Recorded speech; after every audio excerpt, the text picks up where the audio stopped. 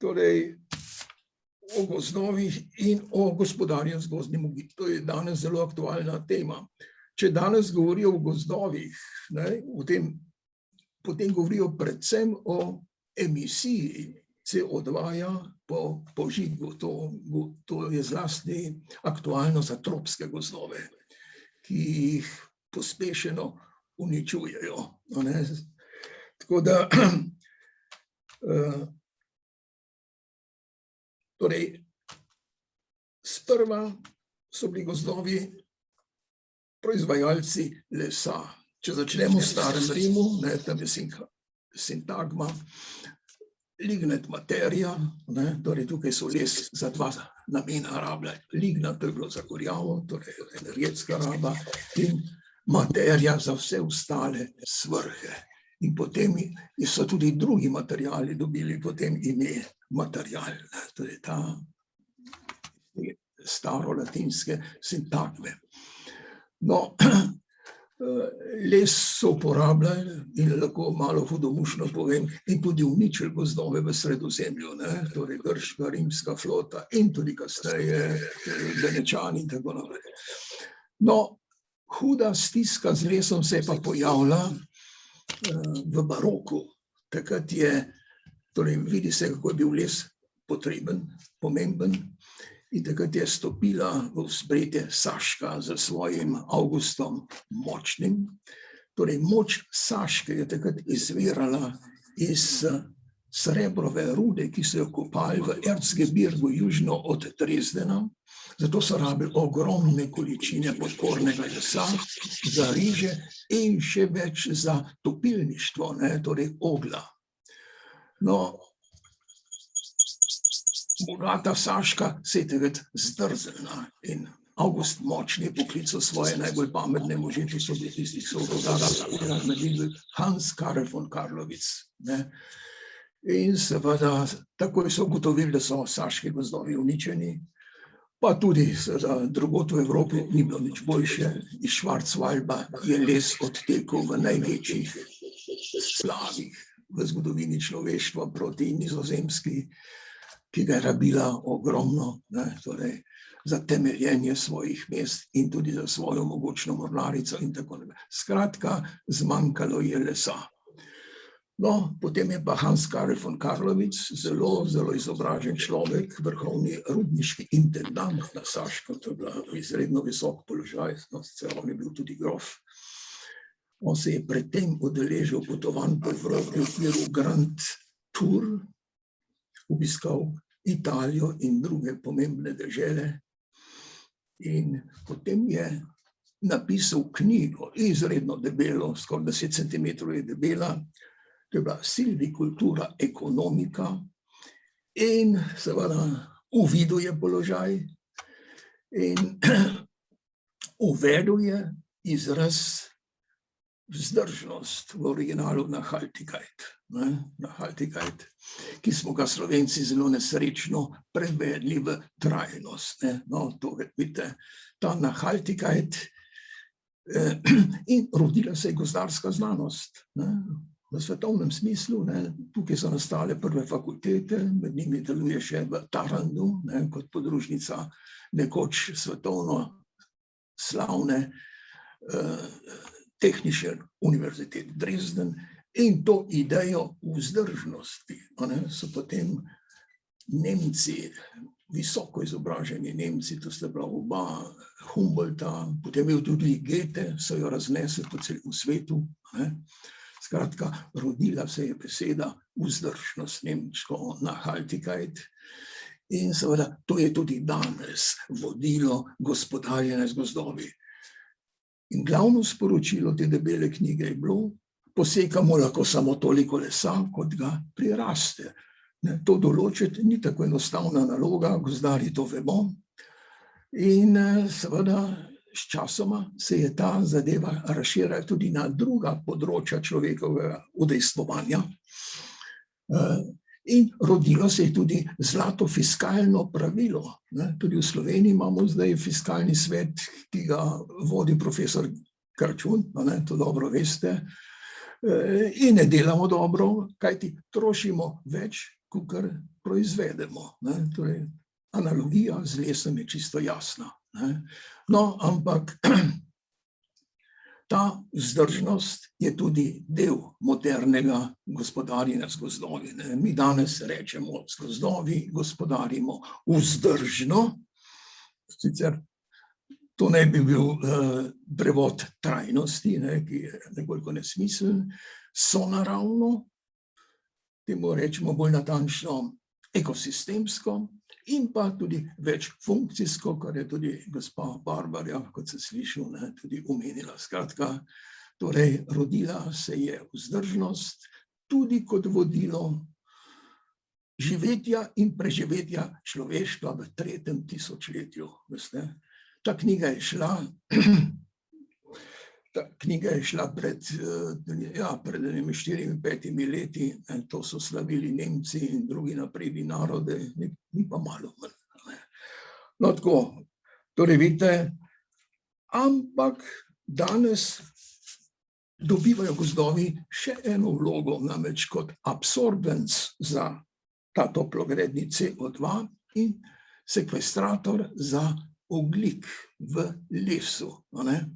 No, takrat ne Rimljani, ne Hans Karel von Carlowitz niso vedeli o fotosintezi, danes pa vemo, da so gozdovi zeleni zaradi klorofila in moramo jih vzdrževati, zato kajti v procesu fotosinteze, torej rastlina, v našem primeru lesne trajnice, srkajo CO2 in ga potem preko ksilogeneze transformirajo in sekvestrirajo kot les.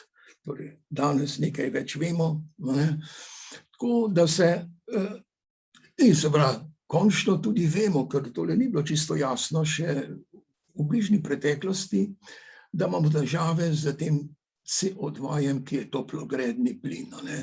Od takrat smo začeli producirati na silnih mednarodnih konferencijah razne deklaracije, navodila in tako naprej. No, in samo omenim pariški dogovor COP21 iz decembra 15, ki predvideva, da globalni porast temperature ostane pod 2 stopinje Celzija, morda celo pod 1,5 stopinje Celzija.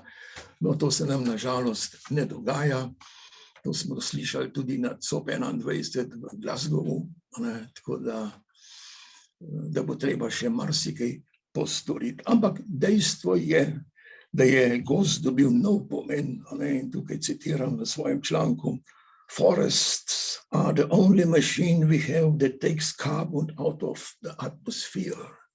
No, tu je tisto, torej absorpcija CO2-ja in pa seveda sekvestracija tega C-ja v lesu in drugih lesnih tkivih. No, in seveda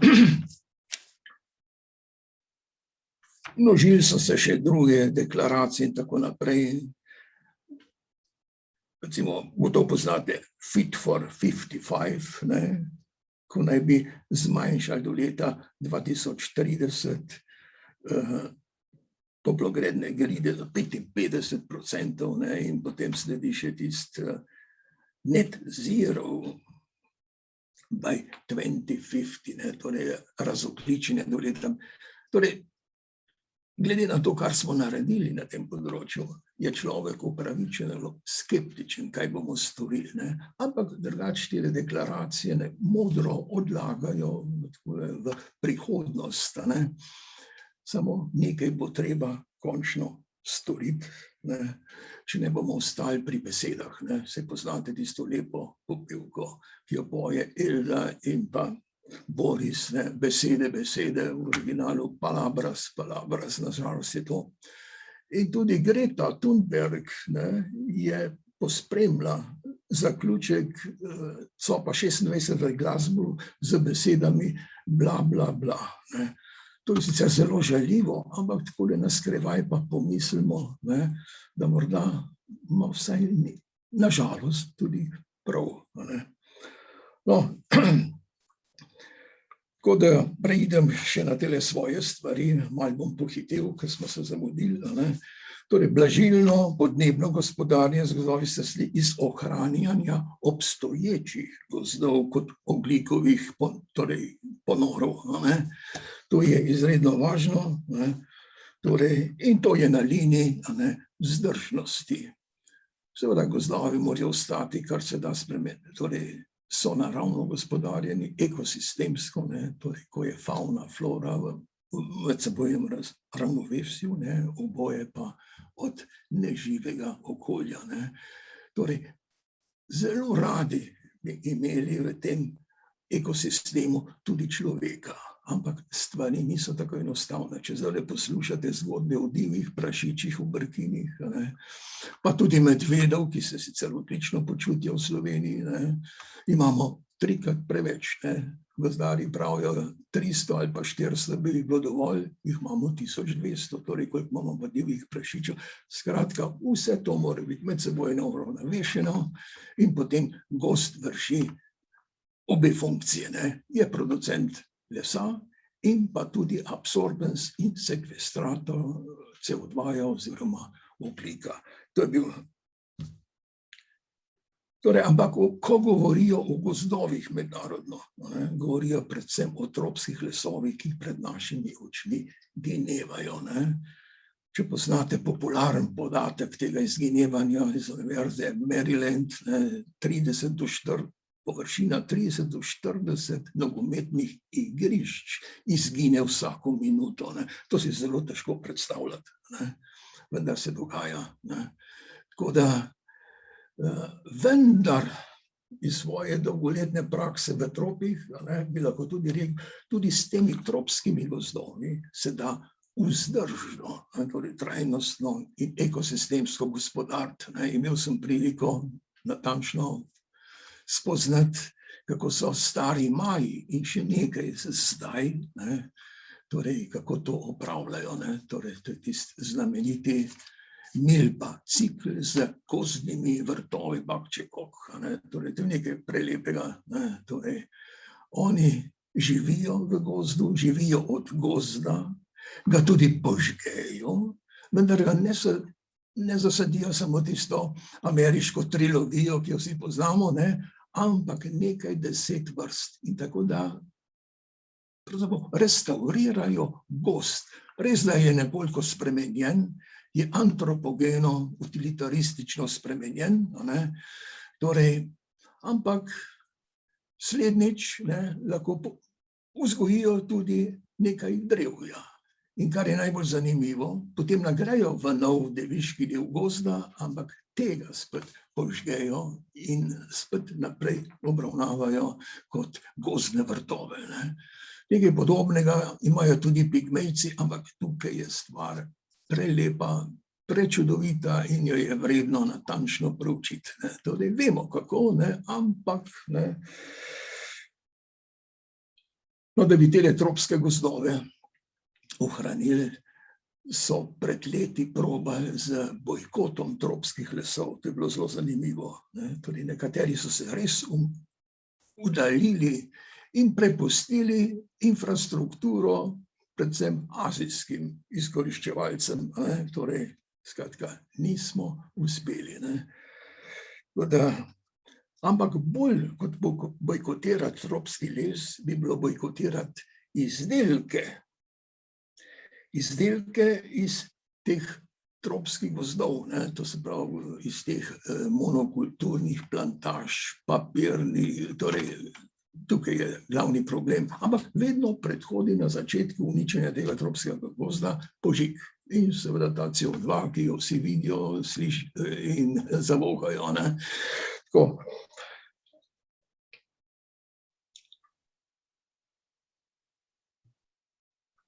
Torej, treba je prekiniti s tem nasilnim krčenjem teh gozdov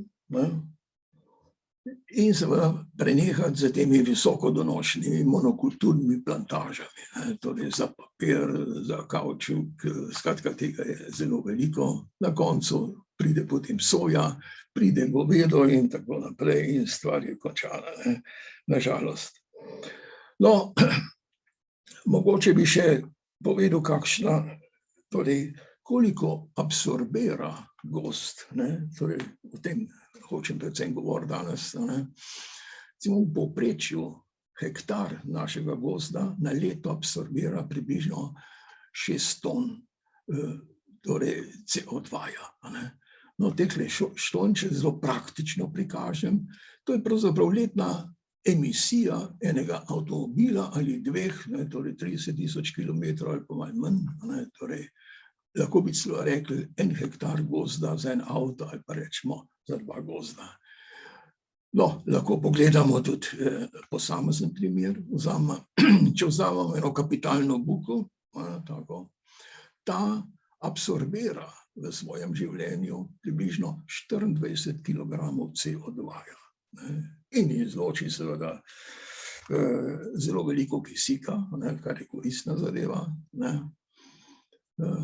Sicer pa je kisik odpadni produkt pri fotosintezi, to se pa spomnite še iz šol, ne. Tako da, no, ampak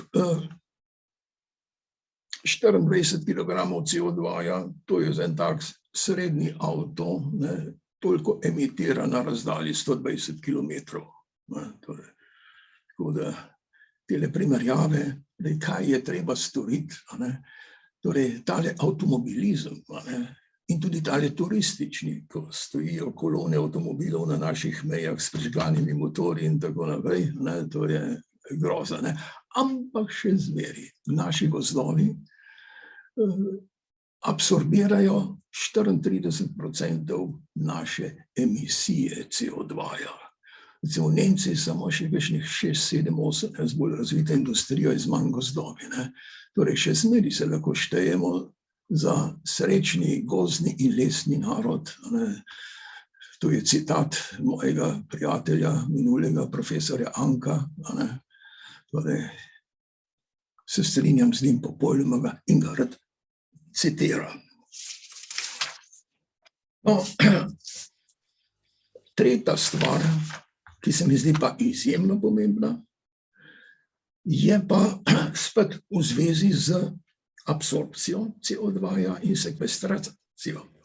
Torej, v tem lesu je sekvestrirane ogromno ogljika in če mi namesto betona, železa, aluminija, plastov, ne, ki imajo toliko veliko energije, te sive energije, embodied energy, uporabljamo les, ne, to je tisti glavni učinek.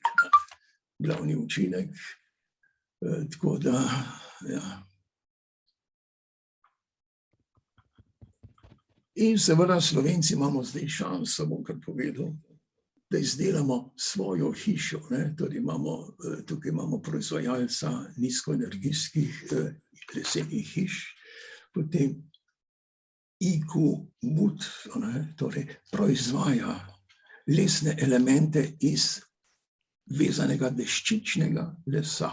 Torej na ta način pravzaprav lahko gradimo torej lesene stavbe, tudi zelo visoke, ne. Predlanskim, ne, smo zabeležili najvišjo leseno stavbo, ne, 18 nadstropij in pa 80 metrov visoka, ne, torej na Norveškem.